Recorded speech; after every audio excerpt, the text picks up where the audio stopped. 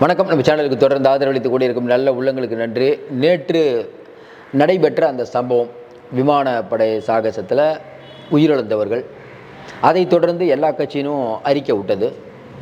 இது என்னென்னா, பெருசாக ஊடகங்களில் பெருசாக வரல. உங்களுக்கே தெரியும், இன்றைக்கி திமுக அப்படிங்கிற ஒரு கட்சி, அதற்கு எல்லா கட்சியும் ஆட்சியில் இருக்கும்போது மீடியாக்கள் பெரும்பாலும் ஆளுங்கட்சிக்கு ஆதரவாக இருக்கும். இன்றைக்கி ஒட்டுமொத்த மீடியாக்களும் பெரும்பாலும் ஒட்டுமொத்தனா ஒரு 2-3 மீடியா தவிர மற்ற எல்லாமே திமுக ஆதரவாக இருக்கும். ஏன்னா விளம்பரம்லாம் கிடைக்கிறாங்க, அந்த கஷ்டத்தை நம்ம புரிஞ்சிக்க முடியுது. ஆனால் இந்த மாதிரி ஒரு விஷயம் நடக்கும்போது சுட்டி காட்டுவது அனைவரின் கடமை. இன்னும் குறிப்பாக சொன்னால், இது திமுககாரங்க கோவப்பட்டாலும் பரவாயில்ல, அவங்க கோவப்படுறதுக்காக நம்மளால் பேசாமலாம் இருக்க முடியாது. யாராவது ஒருத்தர் பேசணும்ல. தொடர்ந்து நம்ம சொல்கிற மாதிரி நேற்று நடைபெற்ற சம்பவம் யாராலும் மன்னிக்கவே முடியாது. நம்ம ஊபியில் அத்ராஸில் அந்த சாமியார் கூட்டம் கூட்டி எல்லோரும் செத்து போனாங்கல்ல, அதுக்கு எவ்வளோ நம்ம பேசணும். என்னங்க யோகி கவர்மெண்ட்டுன்னு சொன்னோம்ல, இது ஒரு விமானப்படை சாகசம். சென்ட்ரல் கவர்மெண்ட்டு வருது, அப்படி தானே மக்கள் போய்வாங்க. ஸ்டேட் கவர்மெண்ட்லேயும் முதலமைச்சர்லாம் வராரு. அந்த அங்கே இருக்கக்கூடிய குடிநீர் வசதியிலேருந்து கழிப்பட வசதி எல்லாம் செஞ்சு கொடுக்கக்கூடியது அரசாங்கத்தினுடைய கடமை. அப்படிப்பட்ட சூழ்நிலையில் இன்றைக்கி நீங்கள் என்ன தான் காரணம் சொன்னாலும் திமுகவுக்கு ஒரு கரும்புலி தான். நீங்கள் முதலமைச்சர் வருந்துகிறேன்னு சொல்லி பணம் கொடுக்குறாரு. இதை பெருசாக ஊடகங்கள் பேசாமல் இருக்கலாம். ஆனால் மக்கள் இன்றைக்கி என்ன, உங்களுக்கு தெரியும், சென்னை திமுகவோட கோட்டை. மறுபடியும் நீங்கள் கேட்கக்கூடாது, ஏங்க நீங்கள் மறுபடியும் ஓட்டை பற்றியே பேசுகிறீங்கன்னு. ஓட்டும் முக்கியம், ஓட்டு இருந்தால் தானே பவர் கிடைக்கும். அப்போ இன்றைக்கி இது நேற்று ஒரு நாள் விஷயத்தில் எவ்வளோ பேருடைய அதிருப்தியை சம்பாதிச்சிருக்குது இன்றைக்கி திமுக. ஒரு பக்கம் கூட்டணி பலம், எதிர்க்கட்சியே இல்லை அப்படின்னு நினச்சிட்ருக்கோம். இன்னொரு பக்கம் இந்த மாதிரி விஷயங்கள்லாம் திமுகவுக்கு அழகு சேர்க்குமா?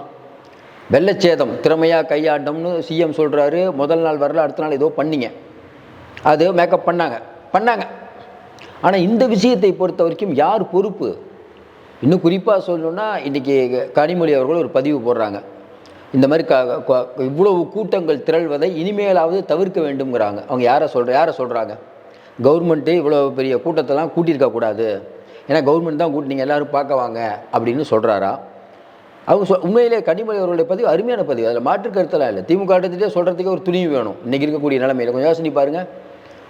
உதயநிதி அவர்களையோ ஸ்டாலின் அவர்களையோ யார் இன்றைக்கி விமர்சிக்க முடியும்? விமர்சனத்துக்கு அப்பாற்பட்டவர்கள் யார் இல்லைங்க. இன்னொன்று, நீங்கள் திமுக ஸ்டாலின் உதயநிதி எது பண்ணாலும் சரி அப்படின்னு சொன்னால் அது ஜனநாயகம் இல்லைங்க, சர்வாதிகாரம். அதெல்லாம் யாரும் பண்ணவே முடியாது. அப்படி பண்ணுறதுக்கு நிறைய பேர் இருக்காங்க, நம்மளால் அப்படி பண்ண முடியாது. இன்றைக்கி உதயநிதி அவர்களுக்கு கடமை நிறைய இருக்குது. இந்த போட்டி நடத்துனீங்க, கார் பந்தயம், பிரச்சனை இல்லாமல் நடத்துனீங்க, கெட்ட பேர் வாங்கலை. அதில் அந்த எதனா கெட்ட பேர்னா பெரிய கெட்ட பேர் வாங்கலை, ஏதோ நடத்தி முடிச்சிட்டிங்க. முதல்ல சிஎம் ஊரில் இல்லாதப்போ பரவாயில்லப்பா ஏதோ பண்ணிட்டீங்க அப்படின்னு நினச்சோம். இப்போ நேற்று நடந்த விஷயம் இப்போ தான் எல்லாம் ஓரளவுக்கு செட்டில் ஆகி திமுக ஏதோ நல்லா போயிட்டுருக்குது அப்படின்னு நிலைமை வரும்போது, இப்போ தான் கொஞ்சம் நாளைக்கு முன்னாடி துணை முதல்வர் ஆனதில் பிரச்சனை, வெளியில் செந்தில் பாலாஜி ஆக்கிட்டாங்க, அது ஒரு பிரச்சனை. இப்போ இவ்வளவு கூட்டத்தை கூட்டி இந்த உயிரிழப்பு அப்படிங்கிறது திமுகவுக்கு இவர் பெரிய ஒரு எப்படி சொல்கிறது, மக்கள் மத்தியில் ஒரு கெட்ட பேர். இது எப்படி சமாளிக்க போகிறாங்க? அதையும் தாண்டி நேற்று நடந்த அந்த விஷயம் இருக்குல்ல, இது இப்போ மட்டும் இல்லை. ஏற்கனவே ஏஆர் ரகுமான் நிகழ்ச்சி நடக்கும்போது இதே மாதிரி கிழக்கு கட்டுற சாலையில் டிராஃபிக் ஜாம் ஆகி சிஎம்முடைய கான்வாயி நின்னதுன்னு செய்திலாம் வந்ததா இல்லையா? அப்போ அதுக்கு காரணமான முக்கியமான அதிகாரிகளை நம்ம சஸ்பெண்ட் பண்ணியிருந்தோம், தூக்கி வேற எங்கே அடிக்கணும். ஜெயலலிதாமா இருந்தால் அந்த மாதிரி நடந்திருக்குமா? தொடர்ந்து அதான் நம்ம சொல்கிறோம். நீங்கள் எதை கேட்டாலும் ஜெயலலிதாமாங்கிறீங்களே, அதிகாரிகளை கையாள தெரியறதுல கலைஞர், ஜெயலலிதாமா. நீங்கள் அப்போ பாருங்கள், இப்போ பாருங்கள் என்ன முதலமைச்சர் ரொம்ப சாஃப்டாக இருக்கும் வரும்னு நினைக்க தோணுது. இது இப்படியே விட்டதுனால தானே இப்போ அதிகாரிகள் ஆட்சி நடக்குதுன்னு ஏன் எல்லோரும் சொல்கிறாங்க? முதலமைச்சர் ஆட்சியோ இல்லை உதயநிதியோ ஆட்சி பண்ணால் கூட யாரும் கேட்க மாட்டாங்க. ஏன்னா உதயநிதியோ ஸ்டாலினோ அவர்களோ கனிமொழி இவங்க தாங்க ரோட்டில் போய் மக்களை சந்திக்கணும், அதிகாரிகளையும் சந்திக்கணும். இன்றைக்கி நான் தமிழ்நாட்டில் என்ன நடக்குது? கள்ளச்சாராய மரணம், எவ்வளோ விஷயம். எதுக்குமே அந்த சம்பந்தப்பட்ட அதிகாரிக்கு ஒரு தண்டனை கொடுத்தாதானே அடுத்து வரவங்க பயப்படுவாங்க. அதிகாரிகள் ஆட்சி நடக்கிறது யாருக்குமே நல்லதில்லை, இது முதலமைச்சருக்கே தெரியும். ஆனால் இன்றைக்கி இருக்கக்கூடிய நிலைமையில் என்னென்னா, விஜயுடைய அறிக்கையை நம்ம பார்த்தோம், அதுவே தாமதமாக வந்ததான், இன்னும் கொஞ்சம் சீக்கிரம் பண்ணியிருக்கலாம். அதுவும் இல்லாமல் ரொம்ப சாஃப்டாக இருக்க மாதிரி தான் எல்லோரும் பார்க்குறாங்க. இன்னும் குறிப்பாக பார்த்தீங்கன்னா, விடுதலை சிறுத்தைகள் ஆதவர்ஜுனா பேசியிருக்காரு. இதே ஆதவர்ஜுனா தான் 2026 நீங்கள் பெரும்பான்மை வராதுன்னாரு. டைம் பார்த்தாரு, கரெக்டாக விட்டுருக்காரு, நீங்கள் பண்ணது தப்பு. எந்த எந்த எந்த வந்து கூட்டணி கட்சியும் இதை ஒத்துக்க மாட்டாங்க. அந்த வகையில் திமுக கூட்டணி கட்சிகள்லாம் மற்றவங்களாம் சொல்கிறாங்களே, எடப்பாடி பழனிசாமி, அண்ணாமலை இவங்கெல்லாம் சொல்கிறாங்கல்ல, திமுக கூட்டணி கட்சிகள் அடிபணிந்து விட்டதுன்னு. அதனால் திமுக கூட்டணியில் சாம்சங் பிரச்சனையில் சிபிஐ பண்ணுறாங்க, ஒரு எல்லைக்குட்பட்டு பண்ணுறாங்க, அதில் மாற்று கருத்துலாம் இல்லை. விடுதலை சிறுத்தைகள் காலையிலே சொல்லிட்டாங்க. ஆனால் இது திமுகவுக்கு நல்லதா? இன்னும் குறிப்பாக நம்ம என்ன கேட்குறோன்னா, இப்படி ஒரு நிகழ்ச்சி நடக்குது, இவ்வளோ பேர் கூட்டம் கூடுறாங்க, இதை எந்த அளவுக்கு திமுக பேர் வாங்கியிருக்க முடியும் ஒழுங்காக ஆர்கனைஸ் பண்ணியிருந்தா? இந்த கூட்டத்தெல்லாம் பார்க்கக்கூடிய மக்களுக்கு என்ன தோணும்? இப்போ இந்திய தமிழ்நாடு இருக்கக்கூடிய மக்களுக்கு இதனுடைய செய்தி என்ன? என்னப்பா திமுக கவர்மெண்ட்டு ஒன்றுமே சரியில்லைப்பா, என்ன இது வந்து என்னன்னா திமுகவை டேமேஜ் பண்ணுறவங்களுக்கு வாயில் கிடச்ச ஒரு அவுள் மாதிரி ஆகிப்போச்சு. இது வந்து ஓடிட்டுருக்கும். இந்த மாதிரி விஷயங்களை தவிர்க்கலாம் அப்படிங்கிறது தான் திமுக காரங்களோட எண்ணம். திமுக காரங்க யாராவது கேளுங்க, தேவையில்லாமல் வேலைங்க அதெல்லாம்.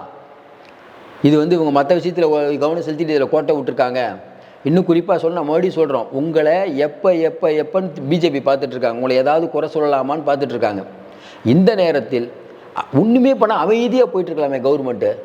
இதை ஏதோ ஒரு பெரிய ஊழல் பிரச்சனை அப்படி இப்படின்னா கூட பரவாயில்ல, ஏதோ ஏங்க சம்பாதிச்சிட்டாங்கன்னு. இது உங்களால் பண்ண முடியும். இன்னும் அவ்வளோ மேன் பவர் இருக்குது, அதிகாரிகள்கிட்ட நீங்கள் வேலை வாங்கணும். எங்கே நடந்தது எல்லாத்தையும் தாண்டி ஒரு விஷயம் தான். சிஎம் இன்றைக்கி சொல்லிட்டார், ஆமாங்க தப்பு நடந்ததுன்னு. இவர் சொல்கிறாரு, மாசு சொல்கிறாரு, இல்லை இதை வந்து அரசியலாக்க வேணான்னு. ஏங்க அரசியலாக்கிறதுக்கு தாங்க எதிர்கட்சி இருக்காங்க, எப்படி அரசியலாக்காமல் இருப்பாங்க? நீங்கள் திமுக ஆட்சியில் இருக்கும்போது கடந்த காலத்தில் அதிமுக ஆட்சியில் வந்து அரசியலாக்காமல் இருந்தீங்களா? எல்லா விஷயத்தையும் ஒரு போனது உயிர்களுங்க, மனித உயிர், எப்படி அரசியலாக்காமல் இருக்க முடியும்? இது வந்து மினிஸ்டர்கிட்ட இந்த மாதிரி வார்த்தையில் எதிர்படல. தவறு நடந்து போச்சு, நாங்கள் எல்லா விஷயத்தையும் பண்ணணும்னா நம்ம கேட்குறோம், யார் மேலே தான் இப்போ தப்பு? எதனால தான் நடந்தது? ஏதோ ஒரு காரணம் வேணும்ல, எதனால தான் நடந்தது? அவ்வளோ ஸ்ட்ரிக்டாக 2 கிலோமீட்டர் 3 கிலோமீட்டருக்கு மேலேயே வண்டியை பார்க் பண்ண சொல்லி எல்லாம் அவ்வளோ ஸ்ட்ரிக்டாக பண்ணீங்களே, அதையும் மீறி இப்போ என்ன நடந்தது? இப்போ போகிற போக்கில் எல்லோரும் சொல்லிட்டு போகிறாங்க, இல்லைங்க முடிஞ்ச உடனே முக்கிய பிரமுகர்கள்லாம் போகிறதுக்காக நிறுத்தி வச்சுருந்தாங்க, அதுக்கப்புறம் ஒரேடியாக விட்டவுடனே போயிடுச்சு. என்ன வேணால் சொல்லுவாங்க, யாருக்கும் உண்மையான இப்போ இந்த மரணங்களுக்கு என்ன காரணம் யார் சொல்கிறது? ஆம்புலன்ஸ் இல்லைங்கிறது பெருசாக மக்கள்கிட்ட போயிட்டுருக்குது. இப்போ ஆம்புலன்ஸே உள்ளே நுழைய முடியலையா, காவல்துறையினர் கம்மியாக இருந்தாங்களாம் சொல்கிறவங்க 1000 வெளியில் போகும்போது உங்கள் கவர்மெண்ட்டுக்கு டேமேஜாக தாங்க போகும். இது வந்து உங்கள் கட்சிக்கு நல்லதில்லை. நம்ம ஓட்டுக்காகவே பேசலாம்னு வச்சுக்கோங்க. மறுபடியும் தொடர்ந்து சொல்கிற மாதிரி எதிர்கட்சிகள் இல்லைங்கிற ஒரே காரணத்துக்காக திமுக தொடர்ந்து செய்யக்கூடிய ஒவ்வொரு விஷயமும் திமுகவுக்கு டேமேஜ் ஆகும். இப்போ நேற்று நடந்த விஷயத்தில் எவ்வளோ ஓட்டு போயிருக்கும்? எல்லா அரசியல் கட்சியும் ஓட்டாகவும் பார்ப்பீங்க. ஒரு விமானப்படை பிஜேபி என்ன சொல்லுது, விமானப்படை சாகசங்க, அது சென்ட்ரல் கவர்மெண்ட் விமானப்படை, இல்லைன்னா அதுலேயும் ஸ்டிக்கர் ஒட்டியிருப்பாங்க. இதெல்லாம் தேவையா? அதாவது இது வந்து என்னென்னா திமுகவுக்கு இது எப்படி சமாளிக்க போகிறாங்கன்னு தெரில. இன்னும் நம்ம தொடர்ந்து சொல்கிற மாதிரி இன்றைக்கி இருக்கக்கூடிய திமுக அப்படிங்கிறது கூட்டணி பலத்தில் இருக்காங்க. கூட்டணி கட்சிகளுக்கு தெரியுது இங்கே என்ன நடக்குதுன்னு தெரியுது. அதிகாரிகளுடைய ஆதிக்கம் அதிகமாக இருக்குதுன்னு வேல்முருகன்லேருந்து நிறைய பேர் சொல்லிட்டாங்க. இன்றைக்கி பாமக தலைவர் ராமதாஸ் எல்லாரும் பேச ஆரம்பிச்சிட்டாங்க. திமுக ஒரு தேவையில்லாத ஒரு தர்ம சங்கடத்தை கூட்டணி கட்சிகள் ஏற்படுத்துதோன்னு நினைக்க தோணுது. இதே மாதிரி விடுதலை சிறுத்தைகள் கொடியெல்லாம் ஏற்ற முடியாது, அவங்க ஒரு பிரச்சனை. சாம்சங் பிரச்சனையில் உடனே கம்யூனிஸ்ட் போடணும், முதலமைச்சர் தலையிடுறார். அதை ஸ்டாலின் அவர்கள் நம்ம பாராட்டுறோம், கரெக்டாக உடனே போய் வேலையை முடிச்சு விடுங்கப்பா. ஏன்னா ஜெயலலிதா மட்டும் நீங்கள் எதிர்பார்க்க முடியாது, அவங்க போராடினா இதெல்லாம் ஒத்துக்க மாட்டாங்க. அவங்க கூட்டணி கட்சியெலாம் கேட்டால் கூட்டணி கட்சியை முதல்ல உள்ளே விட மாட்டாங்க. அந்த ஒரு அனுசரணையான விஷயம் ஸ்டாலின் அவர்கள்ட்ட இருக்குது. ஆனால் இந்த மாதிரியான விஷயங்கள் யார் இதற்கு பொறுப்பு? இதற்கு கண்டிக்க வேணாமா? இதில் தவறு செய்த அதிகாரிகள் மீது என்ன நடவடிக்கை? நிவாரணம் மட்டும் போதுமா அந்த குடும்பம்? ஏன்னா தொடர்ந்து வந்து ஒரு படிப்பினைனா எவ்வளோ நாள் தான் நம்ம படிப்பினை? ஏற்கனவே மரக்காணத்தில் பிரச்சனை நடந்தது உங்களுக்கு தெரியும். அதுக்கு பிறகு கள்ளக்குறிச்சியில் நடந்தது. என்ன படிப்பினை கற்றுக்கிட்டாங்க? முதல்ல இந்த விஷயங்களை பொறுத்த வரைக்கும் ஆளுநர் உங்களுக்கு ஒரு பெரிய கண்டென்ட். திமுக ஆளுநரை வச்சுட்டு இன்றைக்கி திமுக ஓட்டிகிட்டு இருக்கீங்க. ஆளுநர் ஏதாவது பேசுகிறாரு, போதைப் பொருள் ஏதோ ஒன்று பேசுகிறாரு, திமுக. அதேமாதிரி மோடி எதிர்ப்பு ஆளுநர் பிஜேபி, இது ஒன்று தான். இதை வைத்து கொண்டு இப்போ நீங்கள் சொல்லுங்கள், திமுகவுக்கு நம்ம ஏன் வாக்களிக்கிறோம், நமக்கு நல்லது பண்ணுவோம், இந்த மாதிரி செய்தால் இது எப்படி சரியாக வரும்? இதற்கும் சில பேர் வந்து இல்லை திமுகலாம் பண்ணலிங்க, அத்தராசில் நடந்ததே, அப்போ வந்து அங்கே இருக்கக்கூடிய சாமியார் மேலே கேஸ் சார்ஜ் ஷீட் போட்டாங்களான்னு கேட்குறாங்க. ரைட்டுங்க, அது யோகி ஆச்சுங்க, அதனால தாங்க அந்த வேணான்னு நம்ம சொல்கிறோம். அதே மாதிரி ஸ்டாலின் ஆச்சு வேணான்னு சொல்கிறோமா? அப்போ இது என்ன நடைமுறைன்னு தெரில. ஒன்றுமே தெரியாமல் ஒரு 5 உயிர்கள் பறி போகுது, தண்ணி இல்லாமல் போச்சு. அப்படிங்கும்போது எவ்வளோலாம் யோசிக்க தோணுது நமக்கு. இந்த வெயில் அப்படிங்கிறத ஒன்றால் போச்சு அப்படிங்கிறத வந்து நமக்கு ஒன்றும் புரியல. ஏன்னா இதில் வந்து என்னடாங்க, இந்த மனித உயிர்கள் அப்படிங்கிறதுடைய மரியாதை, இன்னொன்று ஒரு குடும்பம் ஒருத்தர் இறந்தால் எவ்வளோங்க கஷ்டப்படும் யோசனை பாருங்களேன். நீங்கள் எதையுமே நீங்கள் திமுக கூட இருங்க, அதிமுக என்ன வேணா இருங்க, ஒரு மனிதாபிமானம் அப்படிங்கிறது என்ன நம்ம சொல்கிறதுன்னு தெரில. மக்களை சொல்கிறதா? இப்போ கனிமொழி அவர்கள் யாரை சொல்கிறாங்க? பெருந்திரளாக கூட்டம் உதவுவதை தவிர்க்க வேண்டும்னா திமுக தான் சொல்கிறாங்க தான் நம்ம புரிஞ்சுக்கணும். இல்லை மக்கள் வேணான்னா மக்கள் எப்படிங்க? மக்களெல்லாம் நீங்கள் வந்து ஒரு சட்டத்தின் ஆட்சி நடக்கக்கூடிய நேரத்தில் கவர்மெண்ட் ஆர்டர் போடணுங்க.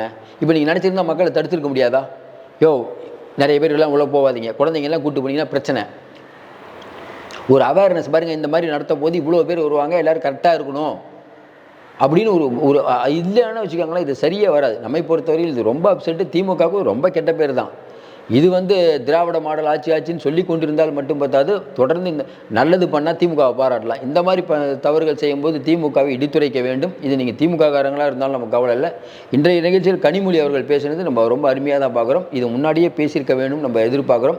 கனிமொழி அவர்களுக்கு ஒரு பாராட்டுக்கள். இனிமேலும் இந்த மாதிரி தவறுகள் நடக்கக்கூடாது. தொடர்ந்து நம்ம இதே மாதிரி சொல்லிகிட்டே இருக்கோம். இனிமேல்னு சொன்னால் தொடர்ந்து அது நடந்துட்டு இருக்கிறது கவலை அளிக்கக்கூடிய விஷயம். இது அதிமுக ஆட்சியில் சாத்தான்குளம் விஷயம், இந்த துப்பாக்கி சூடு விஷயம், இதெல்லாம் சொல்லி தானங்க நீங்கள் ஆட்சிக்கு வந்தீங்க. இந்த மாதிரியான விஷயங்கள் நடப்பது உங்கள் ஆட்சிக்கு அழகாங்கிறத முதல்ல புரிஞ்சுக்குவாங்க. மீண்டும் சந்திப்போம். நன்றி, வணக்கம்.